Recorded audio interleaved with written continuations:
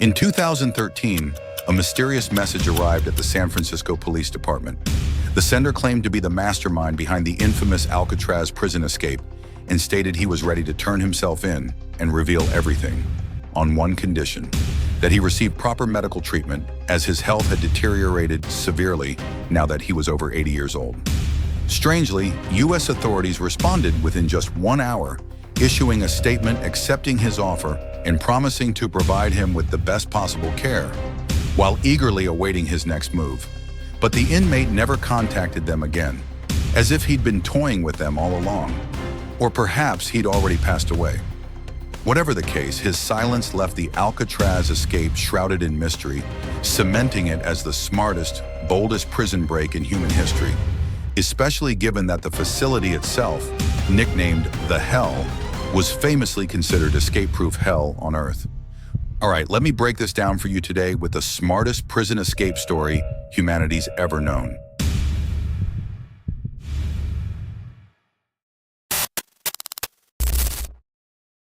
One packed with twists, details your brain can barely process, and the craziest part, it's 100% real, fully documented, and because of it, the prison got shut down and turned into a tourist attraction.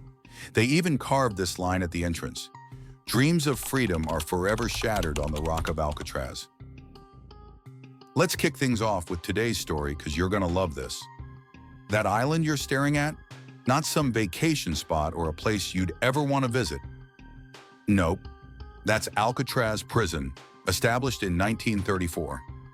This place was the most heavily fortified prison in human history.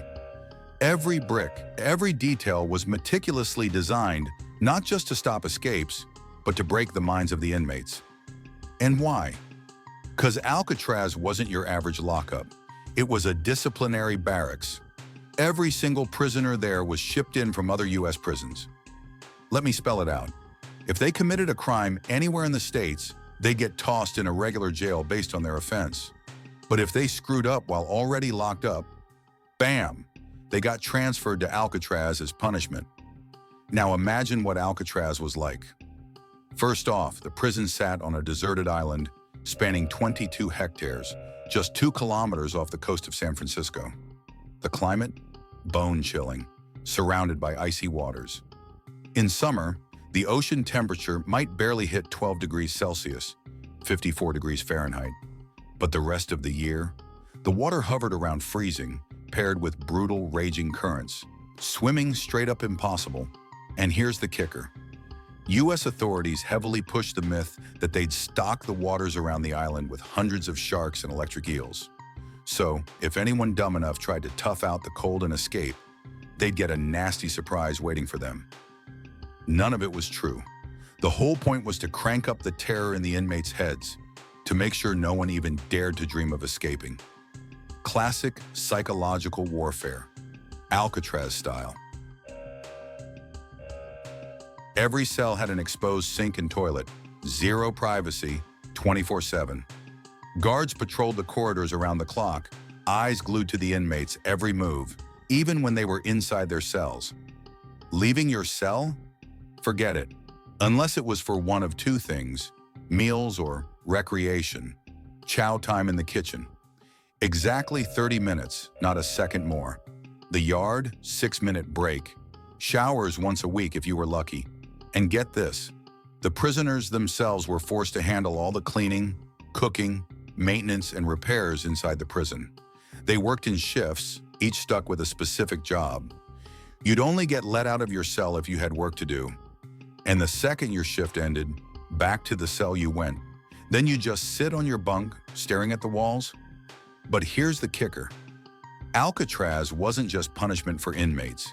Any guard or cop with a bad rep, who broke rules themselves, they got shipped to Alcatraz too, to work there. So you had the worst of the worst running the place. The tension between prisoners and guards off the charts toxic. We're talking straight up torture level brutality, beatings, psychological games, you name it. This wasn't just a prison, it was a pressure cooker of rage and revenge, designed to break everyone inside. The behavior there was so inhuman, the prison earned its nickname, Hell on Earth. This place was a miniature version of damnation, with one infamous line plastered everywhere. On the rock of Alcatraz, your dreams of freedom shatter.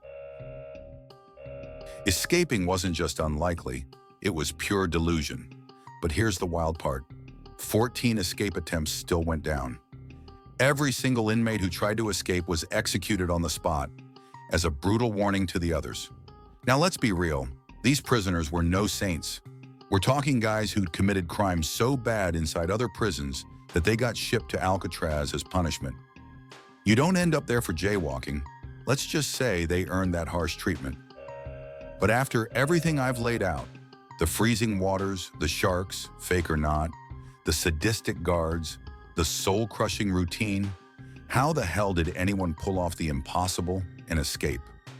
Buckle up. This story's packed with mind-blowing details you won't see coming.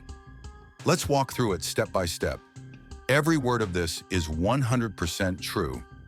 The story kicks off in 1961 with a prisoner named Allen West, a regular 31-year-old inmate who got transferred to Alcatraz after brawling with other prisoners at his previous lockup, San Francisco Central Prison. Some sources say he landed there because of a failed escape attempt from his old jail. Either way, the second Allen arrived at Alcatraz, escaping was all he could think about. Then came a lucky break. Allen got assigned to clean the cell house roof. While scrubbing above the cells, he noticed a draft of fresh air coming from a vent in the ceiling. He looked up and spotted a massive ventilation shaft, wide enough to crawl through. When he peeked inside, he saw sky. The metal bars covering the vent, rusted and brittle, easy to snap off. If he could pry them loose, he'd have a direct path to the roof and freedom. But here's the catch. He needed a crew to pull this off. Enter Frank Morris, 33, the second man in the plan. Frank had also been shipped to Alcatraz after a botched escape from his previous prison. When they caught him, the warden snarled, "I'm sending you to Alcatraz, and I promise you'll forget the taste of freedom for the rest of your life." Allen and Frank were neighbors, separated by a single wall. The moment Allen got back from his cleaning shift, he spilled everything to Frank. "This is our shot." While Allen discovered the vent, Frank became the mastermind, plotting every microscopic detail of the escape. Together, they were about to attempt the craziest prison break in history. Frank Morris had an IQ of 133, placing him smarter than 98% of humans, a genuine genius. His first move was to tell Allen, "We need a team."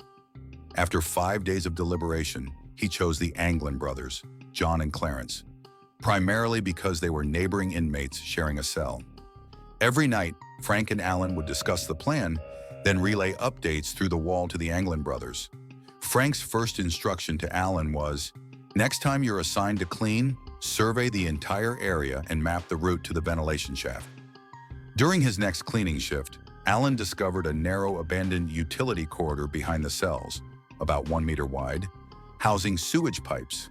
This corridor, unused and forgotten, provided a direct path to the roof. Crucially, each cell had a small window under the sink, 30 centimeters wide, 20 centimeters tall, leading to this corridor. The window was blocked by perforated steel mesh, making passage seem impossible. However, Frank noticed the prison walls had deteriorated over 15 years due to the island's humid climate and high salt levels, making them easy to chip away. The team began smuggling spoons from the kitchen. Each member hid 2 spoons, one for digging, one as backup. Over a month, they slowly expanded the hole. The Anglin brothers used forks alongside spoons, speeding up the process since 2 people were digging instead of 1. But 2 major challenges arose. 1, disposing of debris, how to hide the cement, dust, and rocks they removed. 2, concealing the hole, how to cover the excavation to avoid detection. Before explaining how they solved the problems, you need to know this. They dug every day at 9 p.m. Why? Because at that time, prisoners were allowed to sing and play musical instruments for a full hour. This window was a rare chance for inmates to escape the gloomy atmosphere of their cells. Even though they remained locked inside, the singing and instrument noise masked the sound of digging. Their plan was for each inmate to dig in their own cell, and the rocks and dirt from the digging were dumped through the cell window into the corridor behind the cells. This digging process lasted over 6 months. The amount of debris removed daily was minimal, especially since they were digging with spoons under intense surveillance. Progress was painstakingly slow, with only incremental advances each day. The second problem, covering the hole, fell to Frank the Genius and John Anglin. These two worked in the prison's paint workshop. There they mixed paint to match the cell wall's color and crafted a fake cover using newspapers, cardboard, small stones, and cement. They shaped it to mimic the original wall opening and painted it identically. Every day after digging, they'd hide the large hole with this cardboard dummy and drape laundry over the sink to fully conceal it. Since guards never entered the cells, no one suspected a thing. In fact, the dummy stayed undetected for an entire year. No one guessed a human-sized tunnel lurked behind it. After roughly 6 months, the hole was ready. During one of their trips into the corridor behind the cells, Alan, Frank, and John met up, inspected the area, and confirmed it was easy to reach the ventilation shaft. Once done, they returned to their cells to begin phase 2 of the plan. The unsolvable problem blocking their escape was, how would they swim to the city after getting out of the prison? It seemed impossible for the reasons mentioned earlier: freezing water, violent currents, ice, and the infamous rumor of sharks and eels surrounding the island. Here, Frank told them with total confidence, "We'll build a raft and life vests from raw materials we can scavenge." The idea sounded simple, even obvious. But why was Frank so certain? How could he possibly believe they could craft life vests and a raft from nothing? The key detail no one knew. Frank had read nearly every magazine in the prison. These magazines weren't provided for inmates to read. They were used to wrap food, cover floors during paint jobs, or other menial tasks. Magazines, sometimes 2,000 to 5,000 copies, were dumped at Alcatraz. The content didn't matter, only their utility. During Frank's early days at Alcatraz, he worked in the kitchen and paint shop, but he secretly read those magazines. In one, he stumbled on an article explaining how to build a raft and life vest from household materials. He memorized every detail, certain it would prove useful someday. The issue was that Frank didn't remember all the details of the article. On his first day working in the paint shop, he searched for the magazine to read the article again. When he found it, he tore out the page, hid it, and smuggled it to his cell. When Alan and the Anglin brothers learned Frank had obtained the article with the raft building method, they celebrated. It had never crossed their minds how they would build a raft for 4 people without anyone noticing. Here, Frank asked Alan and the Anglin brothers to pause the plan briefly, saying, "Give me some time to find a suitable method." What distinguished these individuals and ensured their plan's success was their extreme flexibility in execution, their patience, and most importantly, their obedience to Frank's orders. Everyone agreed Frank was their lifeline, the only means for the plan to succeed. If he said to pause, they paused, trusting it was for the group's benefit. Later, while in his cell, Frank noticed prisoners cleaning the roof of the cells opposite his. He observed that during cleaning, thick dust and dirt would fall downward, irritating both guards and inmates. He said, "I've got it. If this works, we'll resume our plan today." Frank requested that Alan, during his next cleaning shift on the roof, gather all the dirt and debris on the roof directly above Alan's cell, specifically near the ventilation shaft opening that led into the prison. Once collected, Alan was to dump the debris downward through the vent. When guards and inmates below complained about the falling dirt, Alan suggested covering the ventilation openings with blankets to contain the mess. The guards agreed to this solution to resolve the nuisance. As a result, the area around the ventilation shaft near Alan's cell was sealed off and hidden from guard patrols, effectively creating a secret workspace for the team. However, a new challenge emerged. How could they leave their cells to access this workspace without raising suspicion? The solution this time came from Frank and Clarence Anglin. It was a brilliant idea that demonstrated how desperation drives innovation. Frank proposed creating realistic dummy heads designed to resemble their own. These dummies needed real hair and skin tone coloring. Since Frank and John worked in the prison's paint shop, they smuggled materials like cardboard, paper, paint, toilet paper, and cement residue left over from their digging. To construct the dummies, they mixed toilet paper, regular paper, cardboard, soap, toothpaste, and cement residue into a paste. They molded this mixture into head-shaped forms, carefully sculpting facial features. Next, they painted the dummies to match their skin tones using paint smuggled from the workshop. The plan was to place the dolls on their beds, placing them at high elevations to mimic sleeping prisoners. Under the dim cell lighting and the shadows cast by the cell bars, the dummies were nearly indistinguishable from real human heads, making it difficult for guards to spot the deception during routine checks. They faced one final problem. Where would they get hair for the dummies? This is where Clarence Anglin came in. He worked as the prison barber. Every day, Clarence smuggled large quantities of hair clippings into his cell and distributed the haul among his brother, Alan, and Frank. With this hair, the dummies now had realistic strands, allowing the group to leave their cells undetected while the dummies posed as them.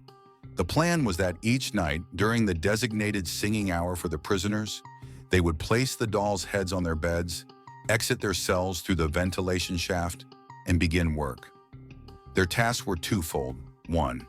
Cutting the iron bars blocking the ventilation shaft. 2. Building a rubber raft and life vests. The question was, what materials would they use? The answer, raincoats. The prison had a large stockpile of these coats for inmates and guards working outdoors in the cold, unpredictable climate. Frank had already planned for this. No one uses these coats in summer, they're stored away. That's when we'll steal them. Over 2 months, they stole 22 raincoats. Each night during the singing sessions, they positioned the dummies on their beds to fake their presence, slipped out to the roof workspace, and sewed the stolen raincoats into a raft and life vests. They would build a raft from raincoats and cut the iron bars covering the ventilation shaft. After 2 months, everything was ready, and they were now capable of escaping the prison. All that remained was to set the 0 hour. They chose June 11th, 1962, as their escape date. When the awaited day arrived at 10 p.m., the guards shut off the prison-wide lights, and all inmates went to sleep, except Frank, Alan, and the Anglin brothers, who stayed fully alert, silently monitoring the situation. Frank then gave the signal to begin the operation. They placed the dummy heads on their beds and crawled through the ventilation shafts to the cell house roof. But an unexpected issue arose. Alan couldn't exit his cell. The reason? The day before, he had oversealed his ventilation shaft opening with extra adhesive to hide it better. Additionally, during the 2-month preparation, Alan had stayed behind in his cell to act as a lookout while the others worked on the roof. Over those months, he had gained weight, making it impossible to squeeze through the narrow opening into the corridor behind the cells. His 3 partners told him, "We'll proceed. Catch up if you manage to widen the hole later."